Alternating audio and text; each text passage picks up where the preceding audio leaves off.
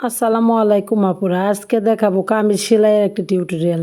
ফুল কামিজ সেলাইয়ের প্রসেসিং। তো কামিজ সেলাই করতে করতে আপনাদের সাথে টেলারিংয়ের অর্ডার পাবো কীভাবে, এই বিষয়ে নিয়ে কিছু কথা বলবো।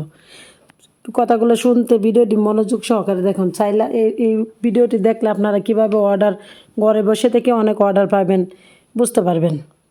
চলুন তাহলে শুরু করি।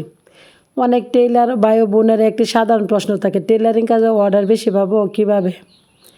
আজ হয়তো অনেকেই ভালো কাজ করেন কিন্তু তারপর অর্ডার তেমন পান না। আবার কেউ হয়তো ছোটো ছোটো কাজ করে শুরু করেছিলেন কিন্তু ধীরে ধীরে তার কাজ অনেক অর্ডার আসতে শুরু করেছে। এর কারণ কি? আসলে টেলারিং কাজে অর্ডার বাড়ানোর জন্য শুধু ভালো সেলাই জানলেই যথেষ্ট নয়। ভালো কাজের পাশাপাশি কাস্টমারদের বিশ্বাস অর্জন করতে হয়, নিজের কাজ মানুষের কাছে পৌঁছে দিতে হয় এবং ধৈর্য ধরে নিজের কাজের মান ধরে রাখতে হয়। প্রথমেই বলবো, কাজের মানের দিকে সবচেয়ে বেশি গুরুত্ব দিন। আমার ভিডিওগুলো আপনাদের কেমন লাগে সবাই কমেন্টে জানাবেন এবং সাবস্ক্রাইব করে পাশে থাকবেন। আর মাঝখান থেকে আরও একটি কথা বলি, এই যে হাতার ডিজাইনটি দেখছেন, এই ডিজাইনের ভিডিও কে কে দেখতে চান কমেন্টে জানাবেন। এই হাতার ডিজাইন, গলার ডিজাইনের ভিডিওটা অবশ্যই আমার চ্যানেলে আপলোড দেওয়া আছে। আপনারা চাইলে হাতার ডিজাইনটিও দেখে নিতে পারেন। চাইলে কমেন্টস করে জানাবেন, আমি অবশ্যই ভিডিও আপলোড দিব।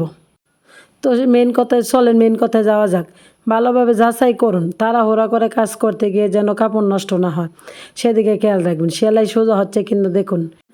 জামার ভেতরে ফিনিশিং পরিষ্কার রাখুন, সুতা কেটে পরিষ্কার করুন এবং ডেলিভারির আগে পুরো জামাটি আরেকবার ভালোভাবে দেখে নিন। কারণ কাস্টমার যখন একটি সুন্দর ফিনিশিং করা জামা হাতে পাবেন তখন তার মনে আপনার কাজের প্রতি বিশ্বাস তৈরি হবে।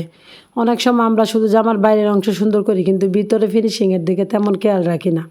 কিন্তু একজন ভালো টেলারের পরিচয় শুধু জামার বাইরে নয়, ভিতরে কাজ দেখেও বোঝা যায়। তাই কাজ যত ছোটোই হোক সুন্দরভাবে চেষ্টা করবেন করার জন্য।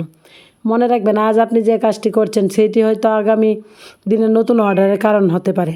একজন কাস্টমার যদি আপনার কাজ পছন্দ করেন তাহলে তিনি আবার আসবেন।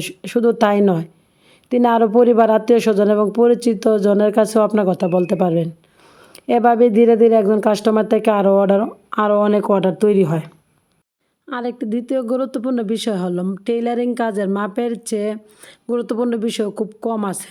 যে ডিজাইন যত সুন্দরই হোক, জামার ফিটিং ভালো না হলে কিন্তু কাস্টমার খুশি হবেন না। তাই মাপ নেওয়ার সময় তাড়াহুড়া করবেন না। বুক, কোমর, হিপ, হাতার মাপ, জামার লম্বা সব কিছুই ভালোভাবে যাচাই করুন। কাস্টমার কী ধরনের ফিটিং চান সেটাও জেনে নিন। কেউ ঢিলা ঢালা জামা পছন্দ করেন, আবার কেউ শরীরের সঙ্গে ফিটিং চান। আগে থেকে বিষয়টি পরিষ্কার করে নিলে পরে ভুল হওয়ার সম্ভাবনা কমে যায়। একটি ভালো ফিটিং আপনার কাজের সবচেয়ে বড় বিজ্ঞাপন হতে পারে। এরপর আসে সময় মতো কাজ ডেলিভারি দেওয়া বিষয়টি।